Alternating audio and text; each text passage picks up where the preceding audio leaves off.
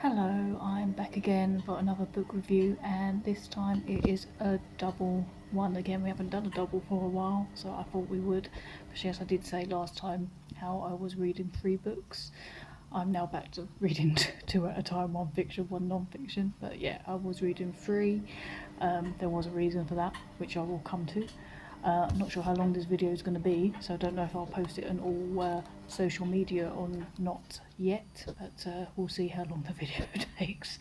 So I'm going to start with the non-fiction, the last non-fiction I read, because although I enjoyed it, I've probably got less to say about this than the fiction one that I'm going to talk about.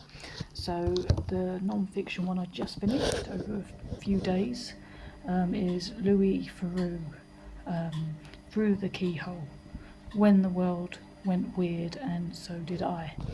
So this, a lot of you probably know Louis Theroux, TV presenter, does lots of hard-hitting, interesting interviews, but it's also kind of humorous as well.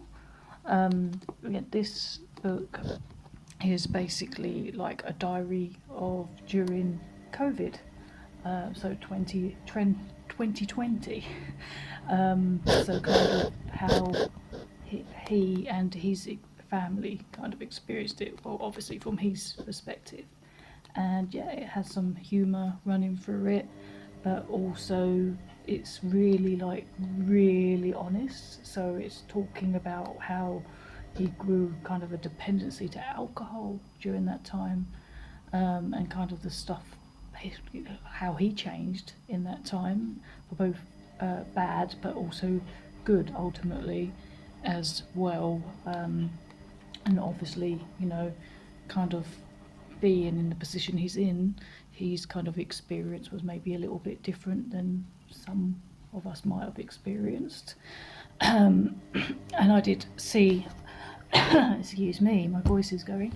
I did read some of the reviews on Goodreads afterwards, and there was quite a few bad ones saying how they thought he was over privileged and stuff like that. But I actually found it really fascinating to read how it was from his perspective. But I also just found the honesty really refreshing, and ultimately reading kind of the end part of this book kind of made it better, because it kind of seemed to, he ultimately wanted to spend more time with his kids and stuff like that. So yeah, really enjoyed this one. I liked it quite a lot, and it did make me laugh a few times.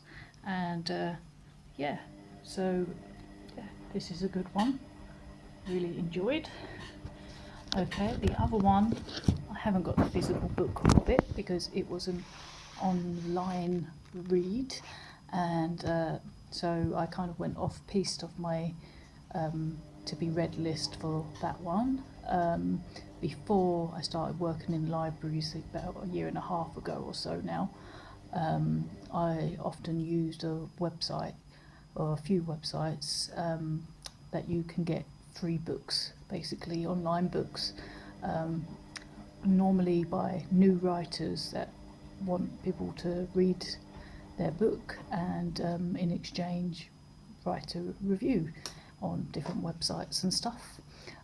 So there's a website called Ferocious Readers, and for a while I haven't really, even though I get the emails, I normally don't bother with them so often now because I've always got a big pile of books to read from the library.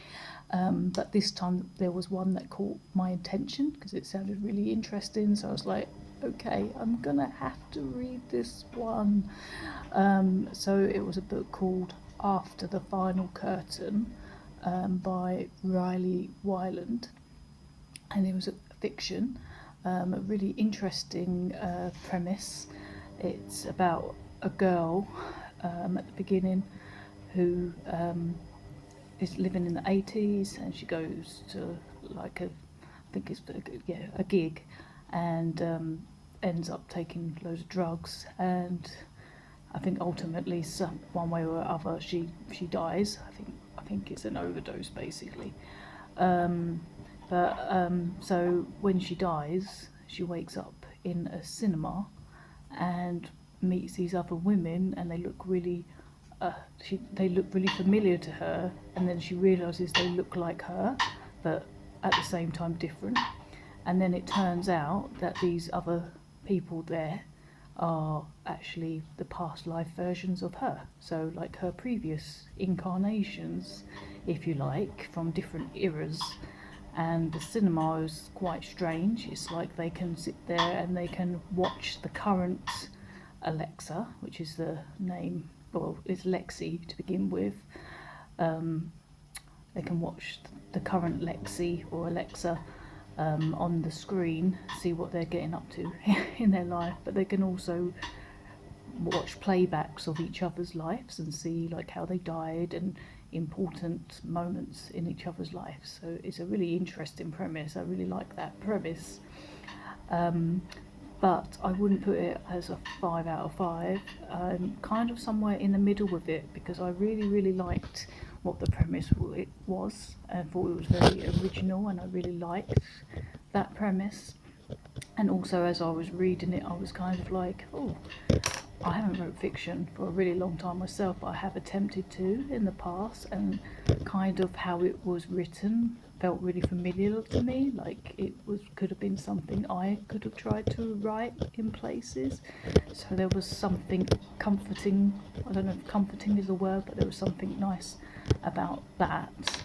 But what I did find is that on one level, it kind of tried to be kind of a feminist book by going into some of these past lives and showing the abuse some of these versions of the character suffered from a husband or a man in her life, boyfriend, whatever.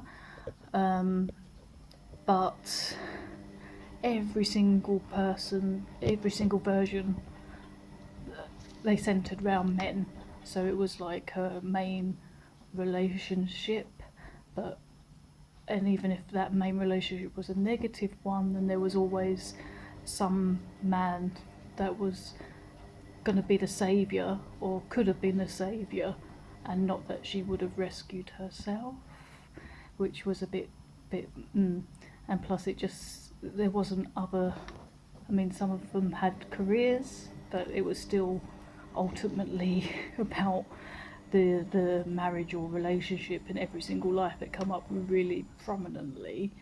And also I found the main character really unlikable, to be honest. I wanted to like her more because obviously she was the main character, so I wanted to like her. And although she had some good qualities in all the versions of her life, she was often also very rude, I thought, and quite mean. So that kind of made me, and then weirdly distant, and I didn't really like that. It kind of made me think, why is she being like that to these people or these guys, some of the nicer people in her life or whatever? It was strange, so it made me not like the character, and then that made the book not as good. And the other thing as well, I won't go into it too much because in case some of you maybe possibly read it, so I won't say exactly what it was, but there was some stuff that didn't feel quite finished as well. There was a particular part towards the end that I didn't really feel was tied up properly. There was a few sentences that kind of glossed over it to kind of fill that gap, but it didn't feel enough. I felt like I needed more. So yeah, that was that book basically. So yeah, kind of good and bad about it. I just feel like, yeah, it was a really great premise, but it could have just been maybe developed a little bit more, make the character more likeable and tie up some of the loose ends that were there, and don't make every single life about men, because there could have been so much more to it. But then it was also a fairly short book, so perhaps if it was a longer book, then those things could be a little bit more expanded on. So that was a book from Voracious Readers. So if you like free ebooks, then that might be an option for you to join that, because you get to read lots of new writers and check them out. I have gone really long on this video, but it was a double, to be fair.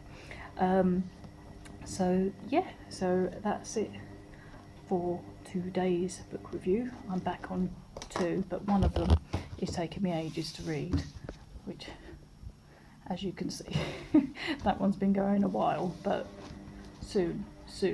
But the other one just started yesterday, and yeah, that one's there. So yeah, probably soon again, at least for the shorter one. Well, thank you for listening, if you managed to get all the way this far, and I will see you next time. Bye.